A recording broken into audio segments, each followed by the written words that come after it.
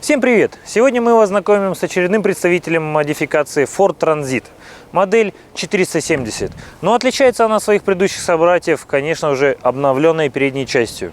Ford Transit, модельный ряд 2015 года.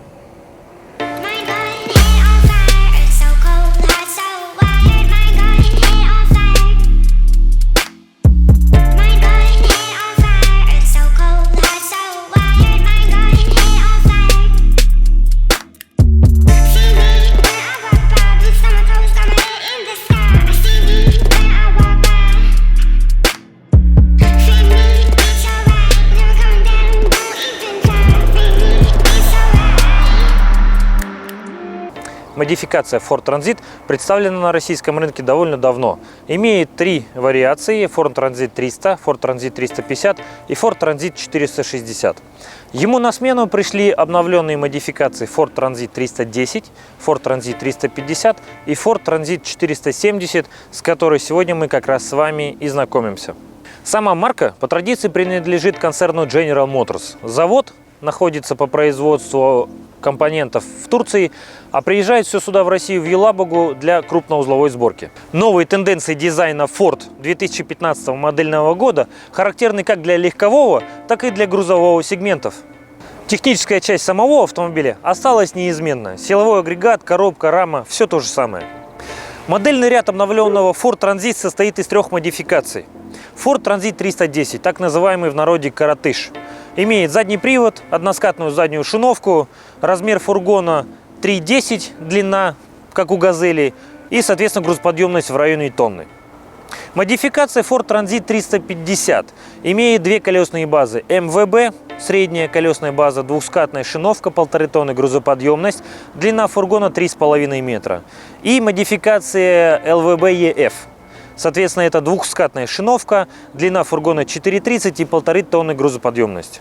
Венчает модельный ряд модификация Ford Transit 470, полной массы 4700, С-категория, 2,5 тонны грузоподъемность, размер фургона, который мы туда можем установить, 4,30. Что вам нужно знать про данную модификацию Ford Transit 470? 470 – это индекс полной массы 4700, что соответствует С-категории. В этом автомобиле, соответственно, уже предусмотрено место под установку тахографа. Грузоподъемность данного шасси при его многолистовых задних рессорах 2,5 тонны. Колесная база единственная. Она позволяет установить фургон длиной 4,3 метра. В пересчете это где-то порядка 8 евро-палет вместимости. Силовой агрегат хорошо знаком по предыдущему модельному ряду. Объем его 2,2 литра, мощность 155 лошадиных сил, а доступ в подкапотное пространство традиционно для Форда спереди через ключ.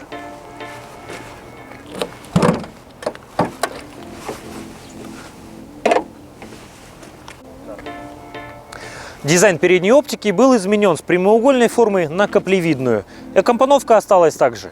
Но при этом был добавлен повторитель поворота в зеркала заднего вида. Сама кабина имеет большое количество габаритных огней на крыше, а также были добавлены еще габаритные фонари на двери с левой и с правой стороны. К системам активной безопасности данного автомобиля можно отнести передние и задние дисковые тормоза, АБС, систему курсовой устойчивости ESP, а также систему помощи при трогании на подъеме Hill Assistant. Топливный бак, устанавливаемый на нашем автомобиле, объемом 80 литров. Его заливная горловина находится на том же месте, здесь, и блокируется дверью от открывания. Очень значительные изменения видны в дизайне салона. Для Форда, традиционно, как и для всех грузовых автомобилей, кабина имеет три места. Одно водительское и два пассажирских.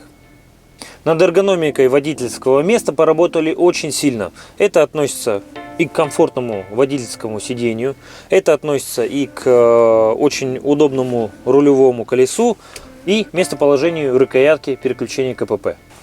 Само водительское кресло имеет регулировку в 8 направлениях: вперед-назад, регулировка спинки, регулировка вверх-вниз через систему лифта, а также отдельная регулировка подушки водительского сидения вниз-вверх. Убрав подлокотник, можно обнаружить рычажок регулировки поясничного подпора. Это очень нужная и востребованная вещь. Традиционно для грузовых автомобилей Ford здесь очень богатый электропакет. Что он в себя включает? Обогрев лобового стекла, центральный замок с управлением на ключе, электростеклоподъемники обоих дверей, двухсекционные зеркала заднего вида с функцией электропривода и обогрева, а также обогрев водительского сидения. Сама по себе комплектация Base также включает в себя и магнитолу с управлением на руле и колонками, и систему независимого обогрева двигателя зимой. Но почему-то очень многие дилеры либо представительства от этих двух полезных опций отказываются для того, чтобы удешевить автомобиль. Что делать в российских условиях абсолютно не следует. Отдельно стоит отметить на автомобиле возможность регулировки рулевого колеса в 4 плоскостях. Это вперед, назад, вверх, вниз. На автомобиле в базовом исполнении установлен бортовой компьютер, информация которого выводится на маленький монитор в щитке приборов. А управляется он с помощью клавиш на руле. Из нововведения отдельно хочется отметить маленький небольшой кармашек, который появился здесь на передней части торпеды под рулем. Сюда очень удобно можно установить ваш мобильный телефон, чтобы вы всегда могли видеть, звонит ли вам кто-то или нет.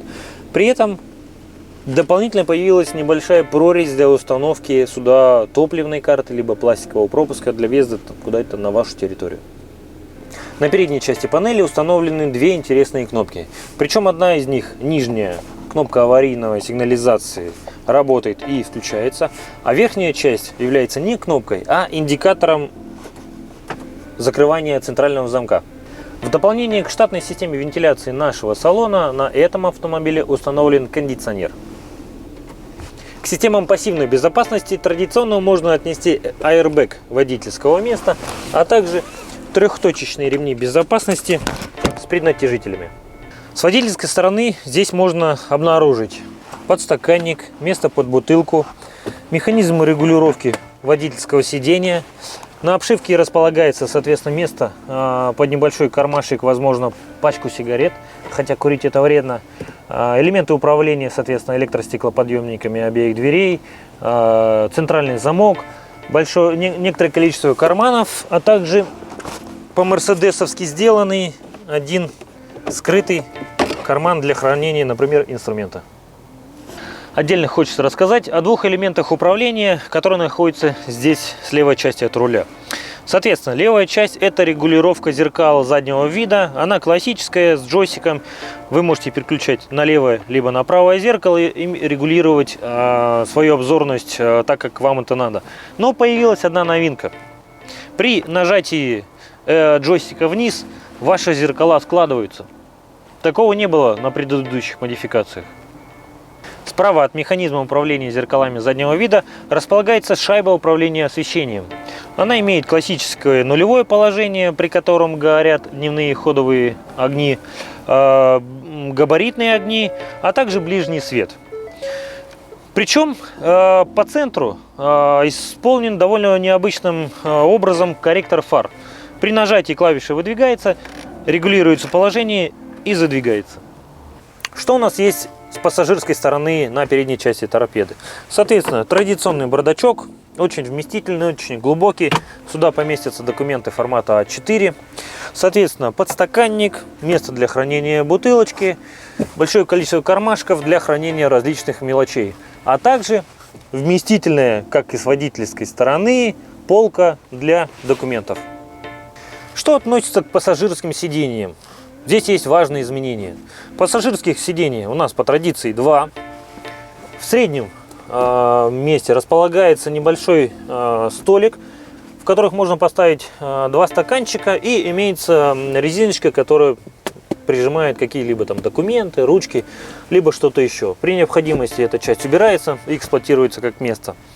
Отдельно стоит отметить то, что оба сидения выполнены по отдельности, и вы можете использовать место под этими сиденьями как пространство для хранения какого-либо груза. Одна очень важная новинка, связанная с безопасностью пассажиров, это трехточечные ремни безопасности и для обоих пассажиров в том числе. В наших условиях это очень важно. Набор инструмента, а также аптечка располагается традиционно с пассажирской стороны, вот в этом тайном месте.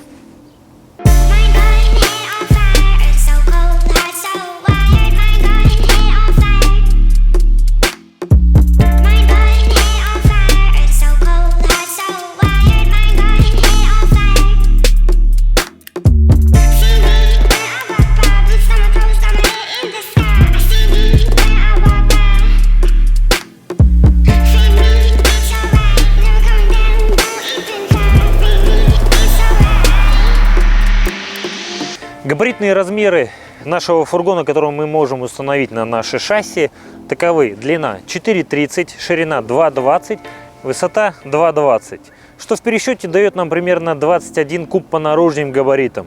Внутренний же объем порядка 19 кубов. Если вы перевозите ваш груз на палетах, то вы при этих размерах можете рассчитывать на 8 палет вместимости. Если вы возите какие-то грузы, которые требуют дополнительного объема, то по вашему желанию мы можем немножко увеличить длину, например, еще сантиметров на 20 до 4,5 метров, а также высоту не 2,20, а, например, 2,40. Соответственно, вы получите еще пару кубов дополнительного пространства. На нашем автомобиле установлена задняя двускатная шиновка. Колеса 16 радиуса, усиленные с индексом C. А запасное колесо располагается по традиции в задней части автомобиля под рамой в этом месте.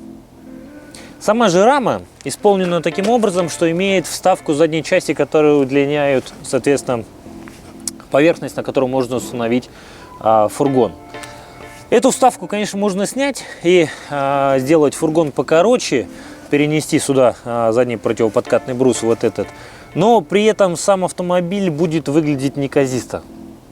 И такое делать мы вам не рекомендуем. По вашему желанию мы можем установить вам любой тип фургона. Но в данном случае нашему заказчику требовался изотермический фургон, изготовленный по технологии сэндвич-панелей. Наш фургон состоит из монолитных сэндвич-панелей толщиной 40 мм, имеет очень высокую жесткость. Соответственно, в качестве обшивки внешней и внутренней части стенок используется лакированная сталь. Наружное обрамление фургона, задняя рамка выполнена из оцинкованной окрашенной стали. Фурнитура дверей и запорные механизмы из оцинкованной стали. Фурнитура наших дверей имеет традиционный механизм запирания навесным замком. На каждой двери установлен фиксатор двери в открытом положении молоточкового типа. На задней части фургона на рамке располагаются задние противоподкатные резиновые упоры.